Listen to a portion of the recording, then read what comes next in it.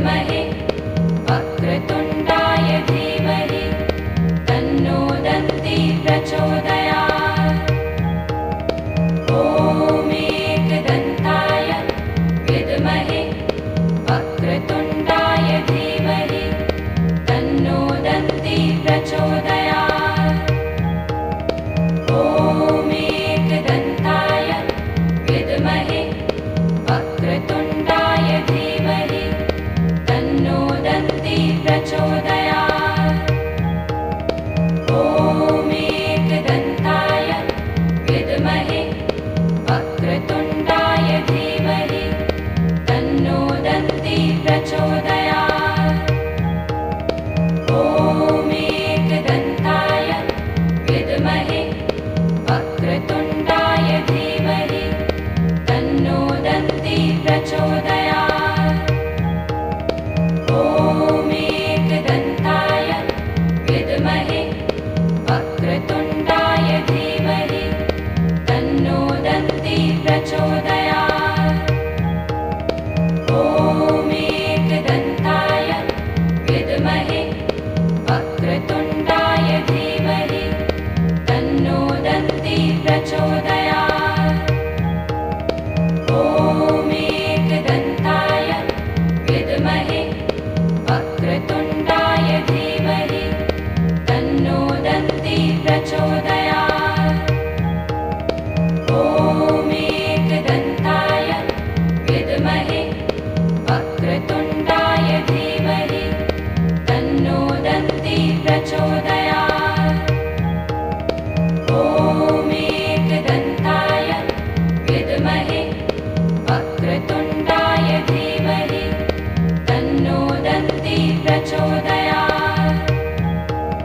ॐ एकदन्ताय विद्महे वक्रतुण्डाय धीमहि तन्नो दन्ती प्रचोदयात्। ॐ एकदन्ताय विद्महे वक्रतुण्डाय धीमहि तन्नो दन्ती प्रचोदयात्। ॐ एकदन्ताय विद्महे वक्रतुण्डाय धीमहि तन्नो दन्ती प्रचोदयात्।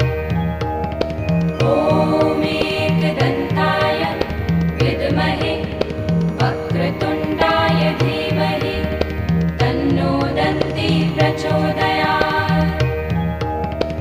ॐ एकदन्ताय विद्महे वक्रतुण्डाय धीमहि तन्नो दन्ती प्रचोदयात्। ॐ एकदन्ताय विद्महे वक्रतुण्डाय धीमहि तन्नो दन्ती प्रचोदयात्। ॐ एकदन्ताय विद्महे वक्रतुण्डाय धीमहि तन्नो दन्ती प्रचोदयात्। ॐ एकदन्ताय विद्महे वक्रतुण्डाय धीमहि तन्नो दन्ती प्रचोदयात्। ॐ एकदन्ताय विद्महे वक्रतुण्डाय धीमहि तन्नो दन्ती प्रचोदयात्। ॐ एकदन्ताय विद्महे वक्रतुण्डाय धीमहि तन्नो दन्ती प्रचोदयात्। ॐ एकदन्ताय विद्महे वक्रतुण्डाय धीमहि तन्नो दन्ती प्रचोदयात्।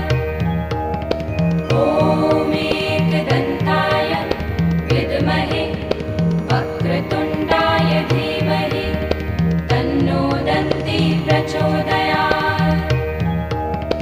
ॐ एकदन्ताय विद्महे वक्रतुण्डाय धीमहि तन्नो दन्ती प्रचोदयात्। ॐ एकदन्ताय विद्महे वक्रतुण्डाय धीमहि तन्नो दन्ती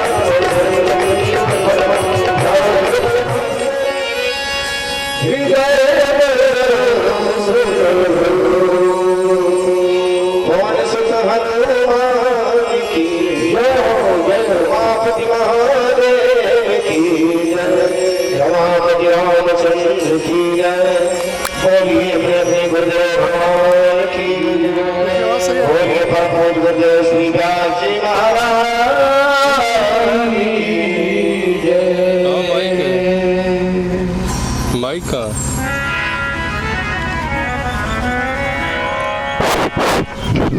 इससे थोड़ा लेना देना है, उससे होगा। फिर महाराज को दे दो।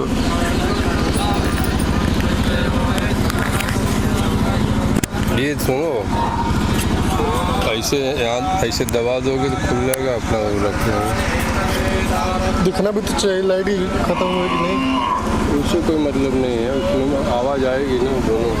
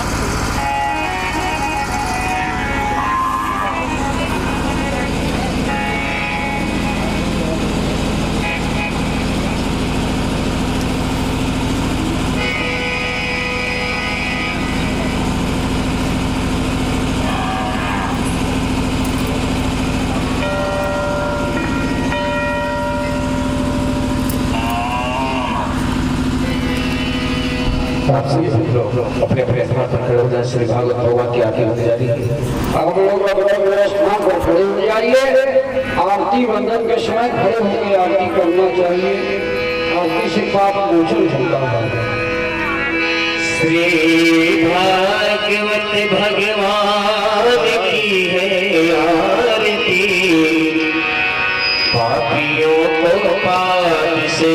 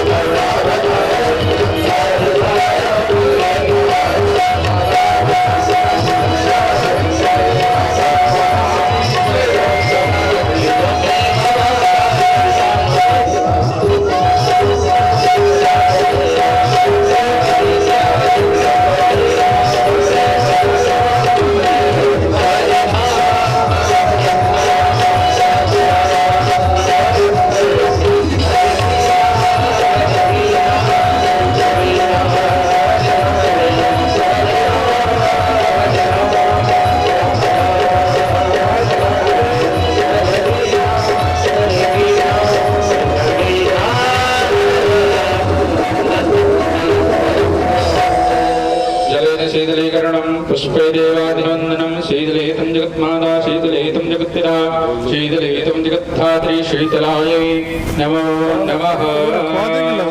लगवाना पड़ेगा ना। हाँ उनको ऐसे पीछे दबा के कहीं लगा लेंगे। मंत्रपुष्पाञ्जलिः हरिः ओं जन्मेन जनमयजन्त देवास्तानि धर्माणि प्रथमन्यासन् देहनागं महिमानः सजन्त पूर्वेशाध्याः सन्ति देवाः मंत्रपुष्पाञ्जलिः समर्पयामि। बोले श्रीमद् भागवत महापुराण की जय, व्यास जी महाराज की जय, सद्गुरुदेव भगवान की जय। सभी श्रोतागण अपने अपने स्थान पर बैठ जाएंगे। भगवान के अविरल जो संगीत में श्रीमद् भागवत कथा का जो आपकी ग्राम सभा में अविरल ज्ञान रूपी गंगा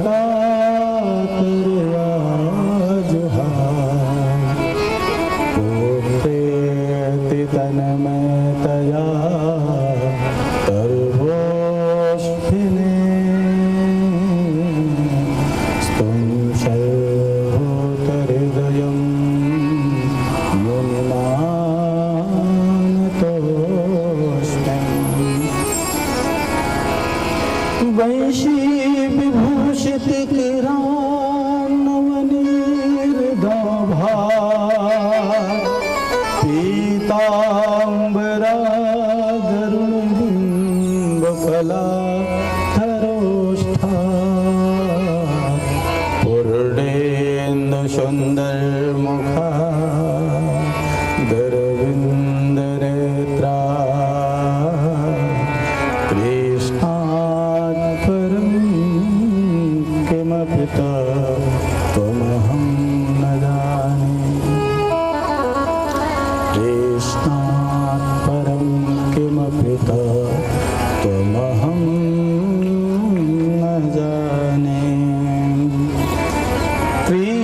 त्वदीय पद पंकज पंजरान्ते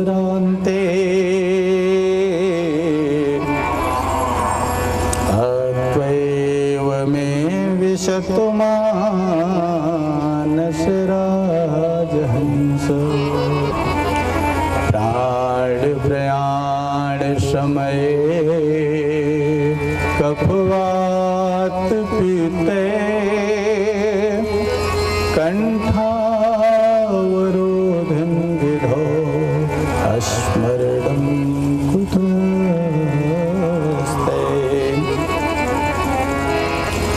मंगलम भगवान कृष्णो मंगलम तत्कथामृतम्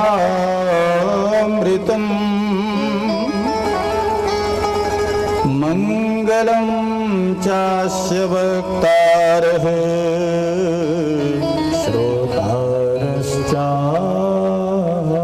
मंगलम्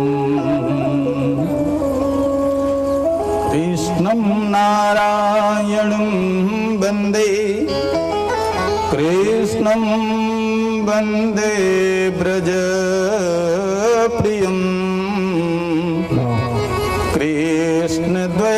कृष्णद्वैपायनो वन्दे कृष्णं वन्दे पृथासुतम्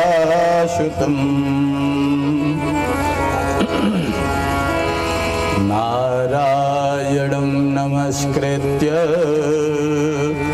नरं चैव नरोत्तमं देवीं सरस्वतीं व्यासं ततो जयमुदीरयेत् ततो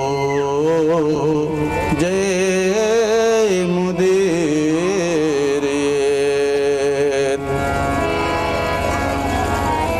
काहू केवल भजन को काहू के आचार व्यास भरोसे गोविंद के सोपांव पसार सोपांव पसार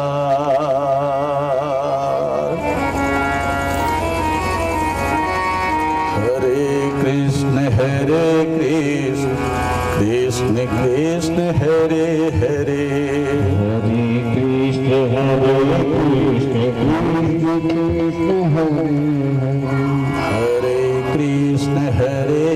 कृष्ण कृष्ण कृष्ण हरे हरे हरे राम राम राम हरे हरे तप्त कांचन गौरांगी राधे वृंदावनेश्वरी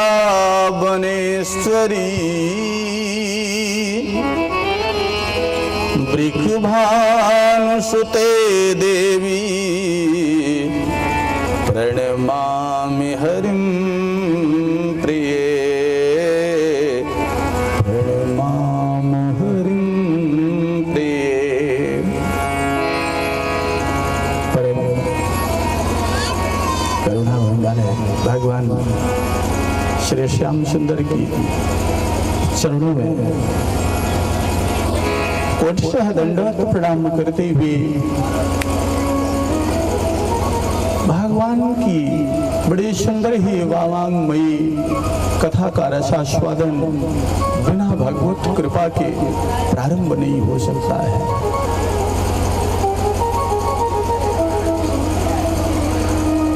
भगवान की विशेष अहैत की कृपा होने के पश्चात ही यह सुमधुर कथा श्रवण करने का सौभाग्य प्राप्त होता है। कई जन्मों का जब पुण्य उदय होता है तब महाराज ये कथा जो है हमारे कर्ण में प्रवेश करती है, हमारे कानों से होते हुए और पवित्र हृदय सरोवर में जाकर के वहां निवास करती है। ये भगवान की भक्तमयी वांगमयी ऐसी सुमधुर कथा है। आज हम सभी लोग इसी का वर्णन, वैसे मेरी कोई बुद्धि नहीं है कि मैं भगवान की कथा का मैं गुणनवाद करूं। ये मैं क्या होता है? भगवान ने प्रयुक्त किया, भगवान की इच्छा रही, भगवान की प्रेरणा से ही। वैसे मेरी कोई बुद्धि नहीं है, मेरे पास ऐसा कोई बल नहीं है, ऐसी कोई वाणी नहीं है जो भगवान की कथा। अरे परमहंस सुखदेव जी महाराज ऐसी कथा को कहा करते थे। महाराज, हम मनुष्यों में क्या सामर्थ्य है कि मैं भगवान की कथा का रसपान करा सकूं, पर भगवान की आज्ञा है। जब भगवान की आज्ञा होती है तभी यह उपलब्ध हो पाता है, अर्थात यह उपलब्ध नहीं हो पाता।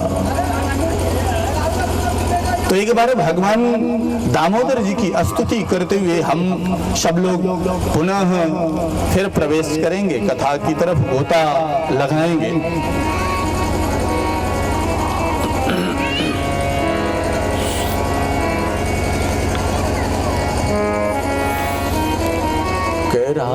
करारविंदे करारविंदे न पदारविंदम करारविंदे न पदारविंदम मुखारविंदे विनिवेशयन्तम् मुखारविंदे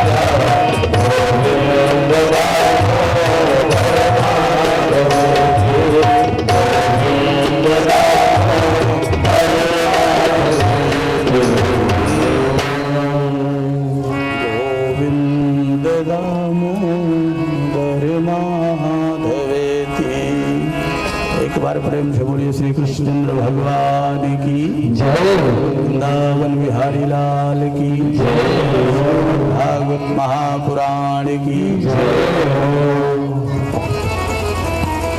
गंगा मैया की जय, यमुना मैया की जय, सरस्वती मैया की जय, आज के आनंद की जय, गृह देवता की जय, ग्राम देवता की जय। ओम नमः पार्वती पतये हर हर महादेव।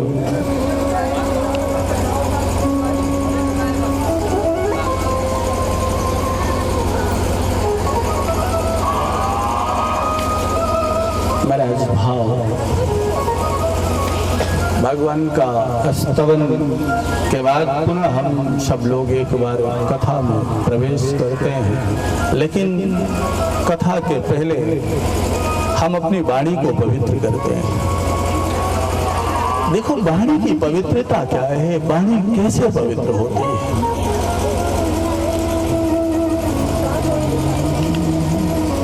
क्या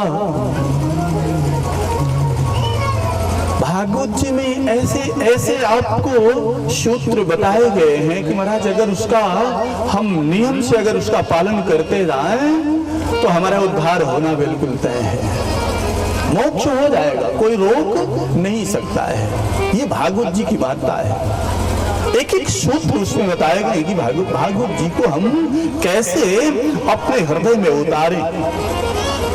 तो पहले वाणी को पवित्र करें और फिर हृदय को पवित्र करें और फिर अपने चित्त को पवित्र करें। चित्त को भी पवित्र करना, चित्त कितना चलायमान है ना, कभी यहाँ कभी वहां कभी वहां कभी वहां, ये भागता रहता है। इसलिए भागवत जी में ऐसे सूत्र मिलेंगे कि हम उसका अनुसरण करके और परम गति को प्राप्त हो सकते हैं। मुखम पवित्रम जग राम नामम। मुख कैसे पवित्र होता है? जब हम राम राम कहते हैं, राम राम बोलते हैं, जब राम रस का हम पान करते हैं तब ये हमारा मुख जो होता है ना, ये पवित्र होता है, इसके अंदर पवित्रता आती है। तो कहा पवित्रता कैसे आएगी? कहा राम राम करने से। तो हम करते हैं, कितना करते हैं राम राम?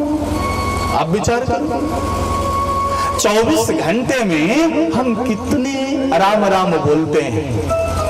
विचार किया? अरे महाराज 12 घंटे तो सोने में जाता है, आधा तो सोने में निकल गया। अरे कोई 8 घंटा सोया, कोई 10 घंटा सोया। महाराज अगर 2 घंटा दोपहरी भी लोग सोने में बिता देते हैं तो वो कितना पहुंच गया? 12 घंटे। कहा क्या हमको ये मानव जन्म इसीलिए प्राप्त हुआ है क्या? नहीं, इसलिए नहीं मिला है। हमें इस मानव जीवन का सदुपयोग करना है। तो पहले मुख जो है जब इससे भगवान का गुणनवाद करें, हम भगवान के नाम का उच्चारण करें, भगवान का नाम हम लेते जाएं इससे, तब ये हमारा मुख पवित्र हो जाएगा। और मुख जब पवित्र होगा तो आगे क्या होगा?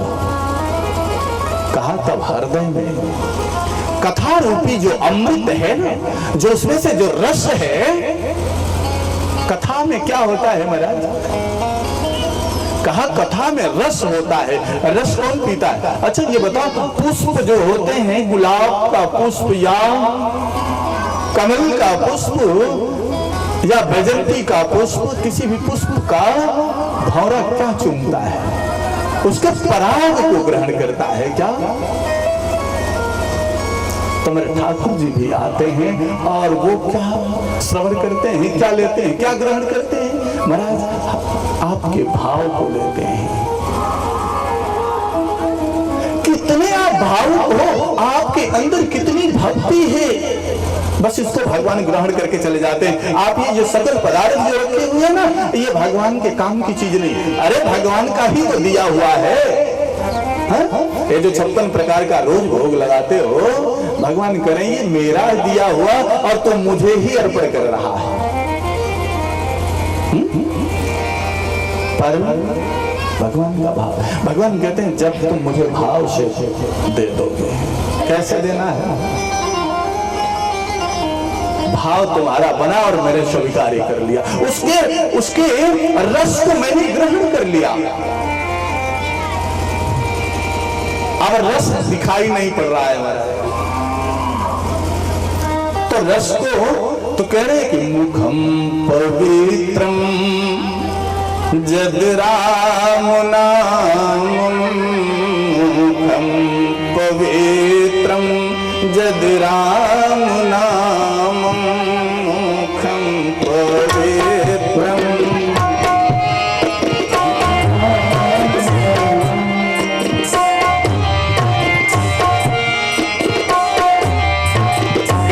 मुख जो है वो तब पवित्र होगा जब इससे, और का हाथ ये कर कैसे पर?